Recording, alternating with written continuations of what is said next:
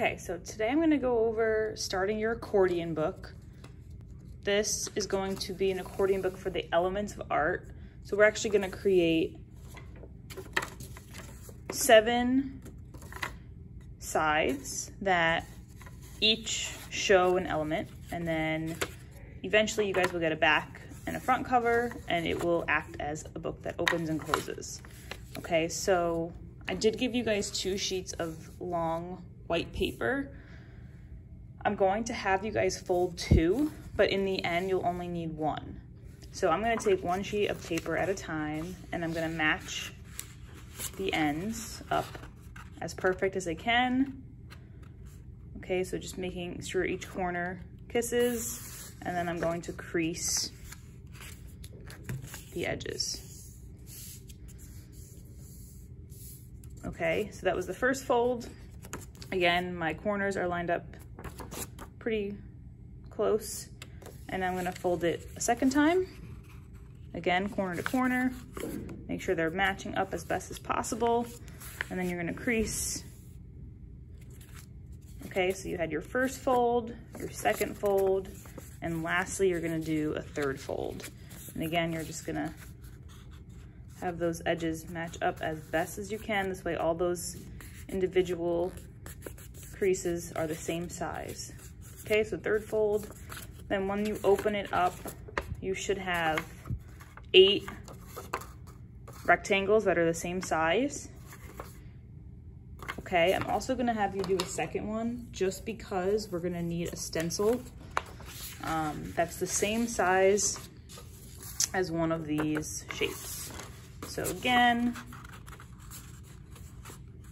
okay, so we're matching up corner to corner. This one I'm gonna do a little bit faster. Okay, it's really important to make sure that your edges line up the best you can. Otherwise, the accordion style book won't open properly. You know, if you have an edge going over like that, it's just not gonna open up nicely. So just do your best to really match those corners. Take your time when you're folding it. Okay, so with this sheet, so the second sheet you have, you're going to cut one of these rectangles off. Okay, and that is where we're gonna create our stencil. Okay, so here I'm gonna cut out just 1 rectangle. And again, you have extra sheets here to use if you mess up on your stencil. Okay, so basically on this sheet, you're going to draw any object that you would like. So I just drew a palm tree just to symbolize that I like to travel to warm places. I also used to draw a palm tree a lot when I was younger, just as like one of those repetitive things I would doodle when I was, you know, bored. So I just drew that because it was easy for me to draw. You guys might want to think of something that, you know, is either symbolic to you or is something that you have learned to draw in the past, just so it's not gonna take you that long. Okay, so again, I just drew my palm tree.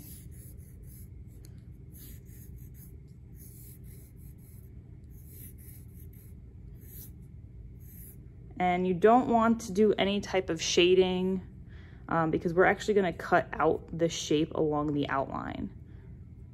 Okay, I would try and fill up as much space as you can and draw your object towards the center. Okay, so now that I have my stencil, I'm going to cut it out. Make sure you take your time with this part because otherwise you're gonna have to redraw it. So I'm gonna cut along the outline I made. If it's easier and you guys need to Sharpie your outline, you know, so you could see your edges more, that's completely fine. I'm actually gonna cut around the outside. It's just gonna help me get these pointed edges.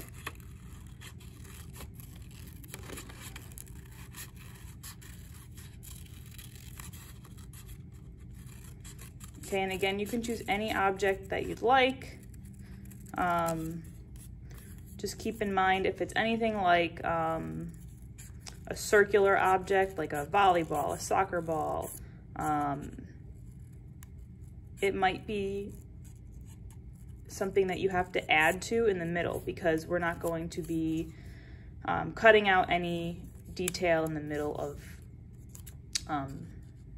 this stencil. So in a way, you're looking at it as if it's a silhouette, but you can definitely still do those objects. Okay, so this is something you really have to take your time with if it's an intricate shape, so that you can identify what it is when it comes to tracing it in the end.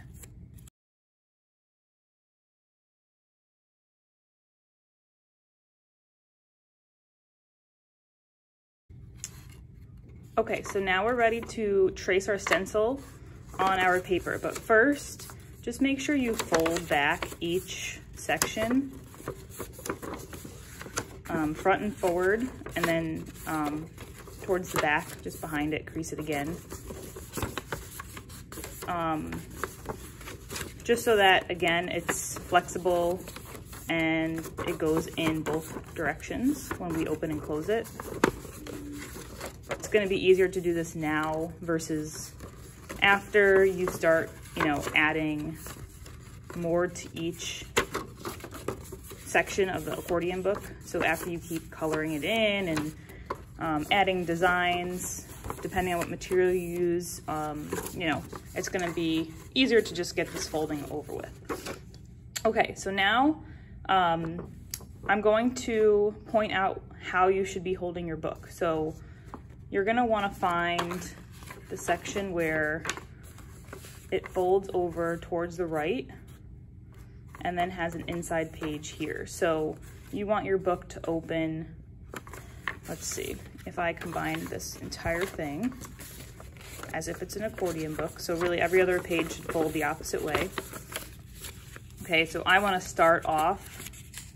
Okay, I just noticed I had a little edge that's off, so I'm just gonna fix it and crease it back again. Okay, so you want to hold your book as if it's a regular book. It would open to the left.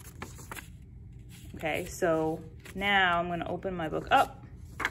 I'm going to skip the first page. This is going to be where we do our definition of the elements of art. So we're going to skip that page. Then every next sheet, so you're going to trace it 1, 2, 3, 4, 5, 6, 7 times. Okay, you're going to trace your stencil. Okay, obviously you're going to need one hand to hold it while you trace, which is going to be your less dominant hand holding the stencil in place. And the reason why we're using a stencil is so that we really see the elements of art which we're going to describe in each section. If it's easier for you to just draw this without the stencil, then that's a choice that you guys can make. Just notice, you know, your stencil is probably going to come out a little bit larger, which is completely fine. And it will actually help once we get into adding our design in the negative space and inside of our stencil. Okay, so then I would go ahead and trace it 7 times, so 6 more times after the first, just on one side. You don't have to trace it on the back side.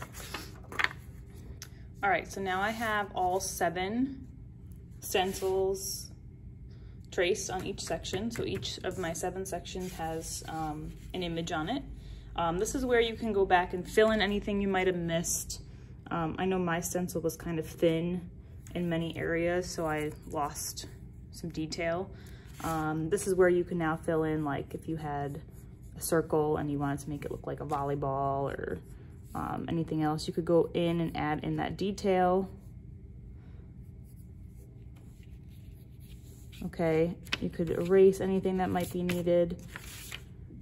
A lot of these, when I traced them, they came out curved instead of pointy, so I would just go back and fix those areas.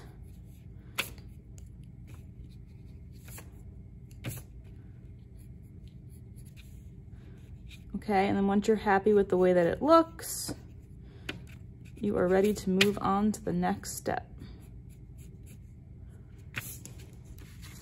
Okay, so now that I have my, the front of my accordion book all set, I'm going to flip this over. So I'm gonna take the first page, flip it.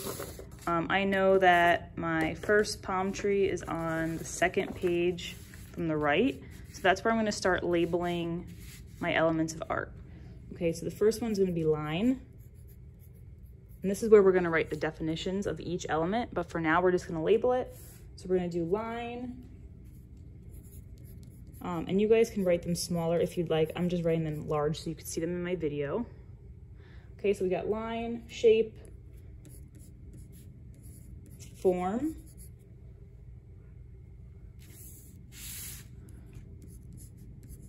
texture,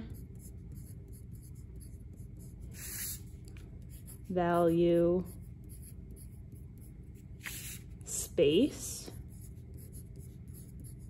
and finally color. Okay, hopefully some of these are ringing a bell from maybe, you know, previous art classes that you've taken. Okay, so just make sure that your first element line matches up with the first tracing of your stencil.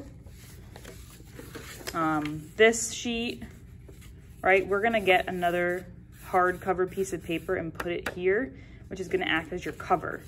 So you don't need to write anything on the back of the first page. Okay, so that's how your first day of this assignment should look. Stencils traced in the front, elements labeled on the back.